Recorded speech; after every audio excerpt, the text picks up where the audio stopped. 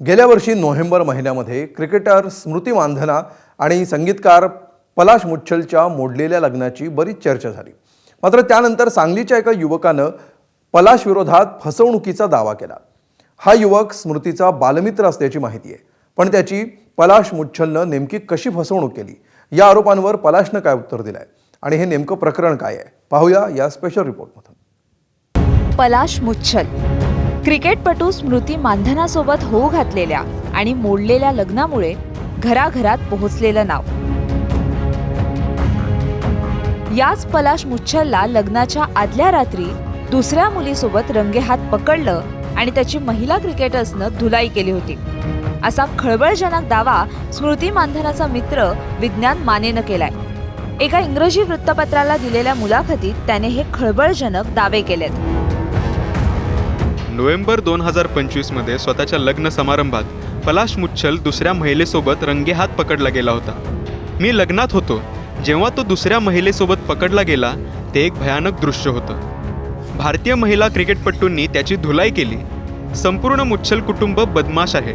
मला वाटलं होतं की तो लग्न करेल आणि सांगलीत स्थायिक होईल, पण ते माझ्यावर पूर्णपणे उलटले।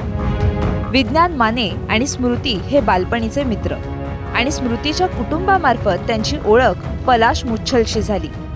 मानेच्या म्हणण्यानुसार प्रदर्शित न झालेल्या नजरिया या चित्रपटाच्या नावाखाली पलाश मुच्छलनं आपल्याकडून जवळपास 30 लाख रुपये घेतले। तसंच OTT प्रदर्शनानंतर मोठ्या मोबदल्याचं आमिष दाखवण्यात आलं। हे पैशाचे व्यवहार झाले। काल मी सगळे पुरावे पोलिसांना सादर केलेले आहेत। मी त्याचे माझे जे चॅट्स आहेत ते सुद्धा सादर केलेले आहेत। मुळात मला या गोष्टी कळत नाही आहेत की व्यवहार झालेला आहे हे जगात माहिती आहे। त्यांनी त्यांच्या इन्स्टा अकाउंटवरून सुद्धा टाकलेलं आहे की मी प्रोड्युसर आहे, त्याच्यात माझं नाव आहे, माझ्याकडून पैसे घेतलेले सगळे एव्हिडन्स त्यांना माहिती आहेत। मला 2024 सालचं हे प्रकरण आहे, डिसेंबरची गोष्ट आहे। आणि जे ॲक्ट्रेससुद्धा आहेत त्या ॲक्ट्रेसचे सुद्धा मला वाटतं की मीडियाने मला हे प्रश्न करण्यापेक्षा तुम्ही पलाश मुच्छल त्याच्या मम्मीला विचारावं। दरम्यान या सर्व आरोपांवर पलाश मुच्छलनं पलटवार करत वकिलांमार्फत विज्ञान मानेला 10 कोटी रुपयांची मानहानीची नोटीस पाठवली आणि बदनामी केल्याचा दावा केला। या नोटिशीला कायदेशीर उत्तर देणार असल्याचं विज्ञान माने यांनी स्पष्ट केलंय। मी न्यायालयीन दाद मागतोय।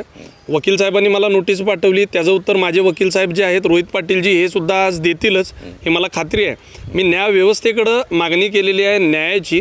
त्यामुळे पलाश मुच्छल तुम्हाला आबरूचा जो शब्द आहे हा तुमच्या तोंडातनं शोभत नाही आहे। तुमची जी लायकी आहे किंवा तुमच्या ज्या गोष्टी आहेत त्या लोकांना माझ्यासारखे अजून फसवले तर त्यांना तुम्ही पैसे सगळ्यांचे परत करा, कारण की व्यावहारिक बोलूया आपण, व्यवहारातूनच माणसाची ओळख होते। विज्ञान आणि पलाशमधला वाद कायदेशीर लढाईकडे वळलाय। मात्र या वादात स्मृती मानधना अप्रत्यक्षपणे चर्चेत ओढली जाते। दरम्यान आरोपांमागचं सत्य काय, या प्रकरणाचा स्मृती मानधनावर काही परिणाम होणार का, हे सर्व प्रश्न सध्या अनुत्तरितच आहेत। पण क्रिकेट, सिनेमा आणि वैयक्तिक आयुष्य या तिन्ही आघाड्यांवर चर्चेत असलेला हा वाद कायदेशीर पातळीवर कुठपर्यंत जातो याकडेच सगळ्यांचं लक्ष लागलेलं आहे। कुलदीप माने, ABP माझा, सांगली। ABP माझा, उघडा डोळे बघा नीट।